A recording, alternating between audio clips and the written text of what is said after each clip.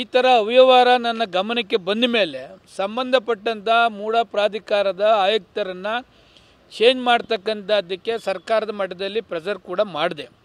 ಆದರೆ ಕೆಲವು ಜಾತಿ ರಾಜಕಾರಣದಿಂದ ಅವನ್ನ ಉಳಿಸ್ತಕ್ಕಂಥ ಅವನ್ನ ಕೋರ್ಟ್ ಮುಖಾಂತರ ಉಳಿಸ್ತಕ್ಕಂಥ ಕೆಲಸವನ್ನು ಕೂಡ ಮಾಡಿದ್ರು. ಆದರೂ ನಾನು ಯಾರ್ಯಾರು ರೆಕಮೆಂಡ್ ಮಾಡಿದರು ಅಂತ ಅವರೆಲ್ಲರಿಗೂ ಕೂಡ ನಾನು ಮೂಡಾದಲ್ಲಿ ಆಗ್ತಕ್ಕಂಥ ಅನ್ಯಾಯನ ಅಕ್ರಮದ ಬಗ್ಗೆ ತಾವೆಲ್ಲ ಕೂಡ ಜಾತಿ ನೋಡಬೇಡಿ, ಆ ಅಧಿಕಾರಿನ ಎತ್ತಂಗಡಿ ಮಾಡಬೇಕು ಅಂತಕ್ಕಂಥದ್ದು. ಆದರೂ ಕೂಡ ನನ್ನ ಪ್ರಯತ್ನ ಅವಾಗ ಆಗಲಿಲ್ಲ. ಅದು ಪ್ರಯುಕ್ತ ಬೇಕಾದಷ್ಟು ಇಲ್ಲಿಗಲ್ಗೆ ಕೂಡ ಆಗ ಮಾಡಿದ್ದಾರೆ. ನಾನು ಸರ್ಕಾರದ ಮಟ್ಟಕ್ಕೂ ಕೂಡ ಗಮನಕ್ಕೆ ತಂದರೂ ಕೂಡ ಅದು ಆಗಲಿಲ್ಲ. ಅದೇನೇ ಆಗಲಿ ತನಿಖೆ ಮಾಡ್ತಿದ್ದಾರೆ, ಸತ್ಯಾಂಶ ಹೊರಬರ್ತದೆ.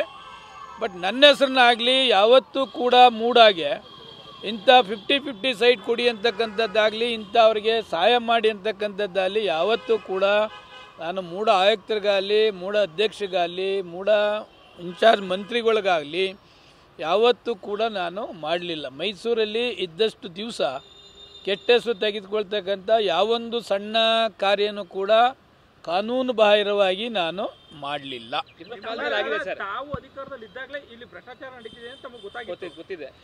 ಭ್ರಷ್ಟಾಚಾರದ ಬದಲು ಈ 50-50% ಏನು ಸೈಟ್ ಕೊಡ್ತಿದ್ದಾರೆ ಅಂತಕ್ಕಂಥದ್ದು ಬೋರ್ಡ್ ಗಮನಕ್ಕೆ ಬರದೆ ಮಾಡ್ತಿದ್ದಾರೆ ಆಯುಕ್ತರು ಅಂತಕ್ಕಂಥದ್ದು ಗಮನಕ್ಕೆ ಬಂದಿತ್ತು.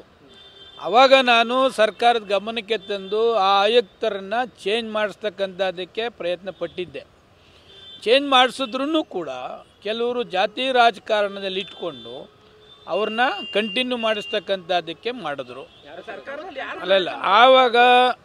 ಅವಾಗ ಕೋರ್ಟ್ಗೂ ಹೋದರು. ಕೋರ್ಟಲ್ಲಿ ಅವಾಗ ಇನ್ನೂ ಅವ್ರದ್ದು ಟರ್ಮ್ ಮುಗಿದಿಲ್ಲ, ಅಲ್ಲಿ ಗಂಟೆ ಕಂಟಿನ್ಯೂ ಆಗಬೇಕು ಅಂತಕ್ಕಂಥದ್ದು ಕೂಡ ಮಾಡಿದ್ರು. ಆಗ ಕೋರ್ಟ್ ಆದೇಶವನ್ನು ನಾವು ಪಾಲನೆ ಮಾಡಬೇಕಾಯ್ತು. ಕೋರ್ಟ್ ಆದೇಶ ಮುಗಿಯ ತನಕ ಅದು ಇಲ್ಲೇ ಕಂಟಿನ್ಯೂ ಆದರು. ಆವಾಗಲೇ ನನ್ನ ಗಮನಕ್ಕೆ ಬಂದು ಸರ್ಕಾರಕ್ಕೂ ಕೂಡ ನಾನು ಮಾಹಿತಿಯನ್ನು ಕೊಟ್ಟಿದ್ದೆ.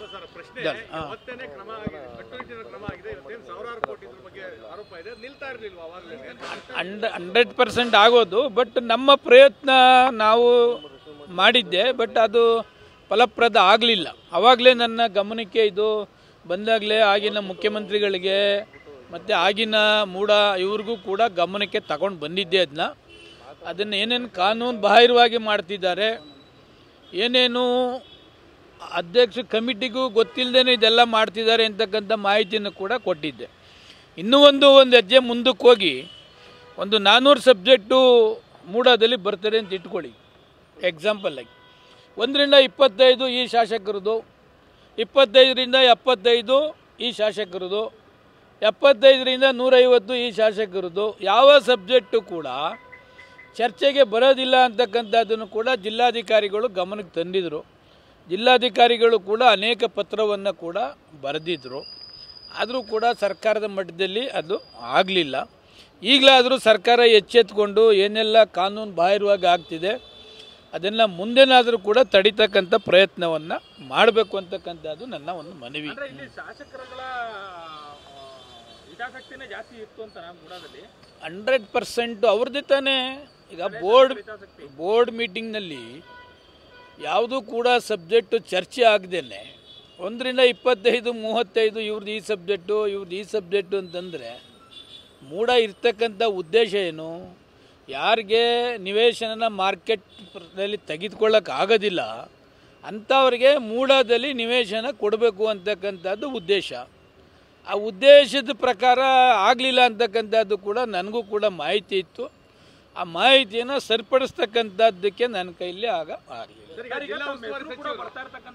ತಮ್ಮ ಅವಧಿಯಲ್ಲಿ ಇಷ್ಟೆಲ್ಲ ಆದ್ರೂ ಕೂಡ ಏನು ಆಗಿಲ್ವಲ್ಲ ಅನ್ನೋ ಕಾರಣಕ್ಕೆ ಈ ಸಂದರ್ಭದಲ್ಲಿ ತಮ್ಮ ಹೆಸರು ಕೂಡ ತಳಕಾಗ್ತದೆ. ತಮಗೆ ಜವಾಬ್ದಾರಿ ಹೊರುವಂಥದ್ದಿಲ್ವಾ ಅಂತ ಈ ಪ್ರಕರಣ? ಅಲ್ಲ, ಜವಾಬ್ದಾರಿ ಇರ್ತಾರೆ, ಜವಾಬ್ದಾರಿ ಇಲ್ಲ ಅಂತ ಹೇಳಲ್ಲ. ಆದರೆ ನಾನು ಮೂಡಾದಲ್ಲಿ ಒಂದೇ ಒಂದು ನಿವೇಶನ ಆಗಲಿ ಒಂದು ಬೇನಾಮಿ ಆಗಲಿ ಯಾವತ್ತೂ ಕೂಡ ನಾನು ಮೂಡಾಗೆ ಕೇಳ್ತಕ್ಕಂಥದ್ದಲ್ಲಿ ರೆಕಮೆಂಡ್ ಮಾಡ್ತಕ್ಕಂಥದ್ದಲ್ಲಿ ಯಾವತ್ತೂ ಕೂಡ ನಾನು ಮಾಡಲಿಲ್ಲ.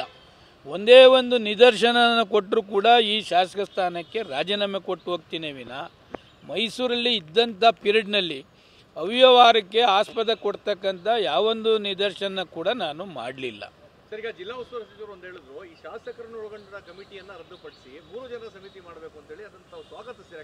ಶಾಸಕರೇ ಕಮಿಟಿ ನಾನೇನು ಮಾಡಿದೆ ಮೂಡಾದಲ್ಲಿ ಬೆಂಗಳೂರು ಬಿ ಡಿಯಲ್ಲಿ ಏನು ಮಾಡಿದ್ದು ನಾವು ಬೆಂಗಳೂರಲ್ಲಿ 28 ಜನ ಎಮ್ ಎಲ್ ಎಗಳು 10 ಜನ ಎಮ್ ಎಲ್ ಸಿಗಳಿರ್ತಾರೆ ಅದಕ್ಕೆ 2 ಎಮ್ ಎಲ್ ಎಗಳನ್ನ ಬಿ ಡಿ ಎ ಮೆಂಬರ್ ಮಾಡಬೇಕು ಅಂತ ಮಾಡೋದು 2 ಕಾರ್ಪೊರೇಟರ್ಸ್ ಮಾಡಬೇಕು ಅಂತ ಮಾಡೋದು 4 ಜನ M L A M L C ಇಲ್ಲದೆ ಇರ್ತಕ್ಕಂಥವ್ರನ್ನ ಕಾರ್ಯಕರ್ತರು ಮಾಡಬೇಕು ಅಂತಕ್ಕಂಥದ್ದು ಬೆಂಗಳೂರು ಡೆವಲಪ್ಮೆಂಟ್ ಅಥಾರಿಟಿಲಿ ಮಾಡ್ದು ಬಟ್ ಮೈಸೂರಲ್ಲಿ ಏನಾಗಿದೆ ಇರೋ ಎಮ್ ಎಲ್ ಎಗಳೆಲ್ಲ ಜೂರಿಡಕ್ಷನ್ ಮೈಸೂರು ಬೆಂಗಳೂರು ಚಾಮರಾಜನಗರ ಎಲ್ಲ ಆಮೇಲೆ ಕೆಲವು ಎಮ್ ಎಲ್ ಸಿಗಳು ಮಂಡ್ಯದಲ್ಲಿ ಎಮ್ ಎಲ್ ಸಿ ಆದ್ರೂ ಶ್ರೀರಂಗಪಟ್ಟಣಕ್ಕೆ ಬಂದು ಅಡ್ರೆಸ್ ಕೊಟ್ಟು ಅಲ್ಲೂ ಮೂಡ ಆಗ್ತಾ ಇರ್ತಾರೆ ಇದನ್ನು ಸಿಸ್ಟಮ್ನ ತೆಗೆದ್ರೆ ಅಟ್ಲೀಸ್ಟ್ ಮೂಡ ಒಂದು ಡೆವಲಪ್ಮೆಂಟ್ ಆಗ್ತದೆ ಅದು ಅದನ್ನು ಟ್ರೈ ಮಾಡಿದ್ವಿ ನಾವು ಅದಾಗಲಿಲ್ಲ